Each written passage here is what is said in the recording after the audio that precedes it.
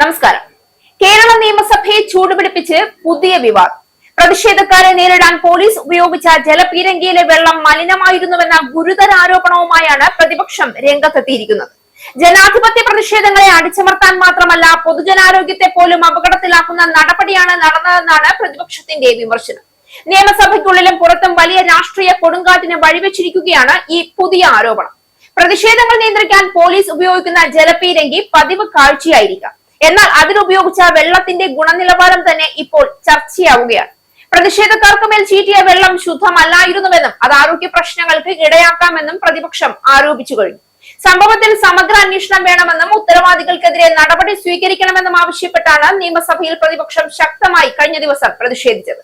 PM Shri കരാറിൽ നിന്ന് സർക്കാർ പിന്മാറണമെന്നാവശ്യപ്പെട്ട് AYFI AISF നിയമസഭയിലേക്ക് നടത്തിയ മാർച്ചിൽ പോലീസ് പ്രയോഗിച്ച ജലപീരങ്കിയെ ചൊല്ലിയാണ് സഭയിൽ ഭരണ പ്രതിപക്ഷ പോര് ശക്തമായത്.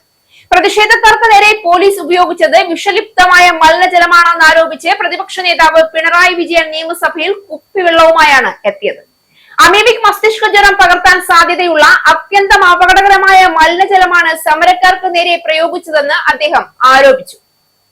ജലപീരങ്കി പ്രയോഗം ഇത് ആദ്യമായല്ല എന്നും ഇതിൽ എന്തെങ്കിലും പഴയ കാലത്തെ അഴുക്കാണോ എന്ന് അറിയില്ല എന്നും ആഭ്യന്തരമന്ത്രി രമേശ് ചെന്നിത്തല മറുപടിയും നൽകി. വാട്ടർ അതോറിറ്റിയിൽ നിന്നുള്ള വെള്ളമാണ് ജലപീരങ്കിയിൽ നിറയ്ക്കുന്നതെന്നും മന്ത്രി വിശദീകരിച്ചു.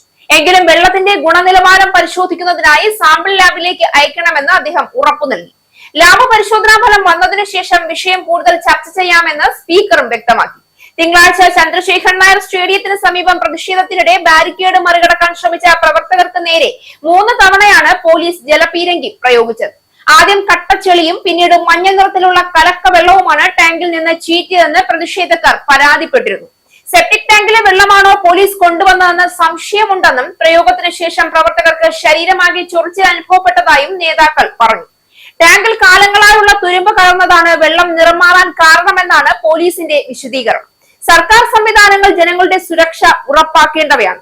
എന്നാൽ അതേ സംവിധാനങ്ങൾ തന്നെ പൊതുജനാരോഗ്യത്തിന് ഭീഷണിയാകുന്ന രീതിയിൽ പ്രവർത്തിച്ചോ എന്ന ചോദ്യമാണ് ഇപ്പോൾ ഉയരുന്നത്.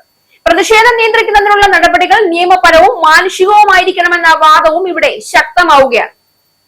സംഭവത്തെ നിസ്സാരമായി കാണാനാകില്ല എന്നും ഇത് മനുഷ്യാവകാശ വിഷയമായി പരിശോധിക്കണമെന്നും പ്രതിപക്ഷം ആവശ്യപ്പെട്ടു കഴിഞ്ഞു. അതേസമയം ആരോപണങ്ങൾ തള്ളിക്കളയുന്ന നിലപാടിലാണ് നിലവിൽ സർക്കാർ. വസ്തുതകൾ പരിശോധിക്കാതെയാണ് രാഷ്ട്രീയ ആരോപണങ്ങൾ ഉയർത്തുന്നതെന്നാണ് ഭരണപക്ഷത്തിന്റെ മറുപടി. എന്നിരുന്നാലും ജലപീരങ്കിയിൽ പ്രയോഗിച്ച വെള്ളത്തിന്റെ ഉറവിടം എന്തായിരുന്നു? അത് പരിശോധനയ്ക്ക് വിധേയമാക്കിയിരുന്നോ? പൊതുജനാരോഗ്യത്തിന് ഭീഷണി ഉണ്ടായിരുന്നോ എന്ന ചോദ്യങ്ങൾ ഇപ്പോഴും ബാക്കിയാകുന്നു.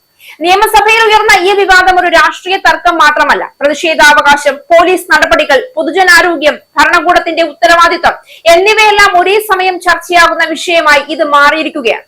ആരോപണങ്ങൾക്ക് പിന്നിലെ യാഥാർത്ഥ്യം എന്താണെന്നും തുടർ നടപടികൾ എന്താകുമെന്നും അറിയാൻ കേരളം ഉറ്റുനോക്കുകയാണ്.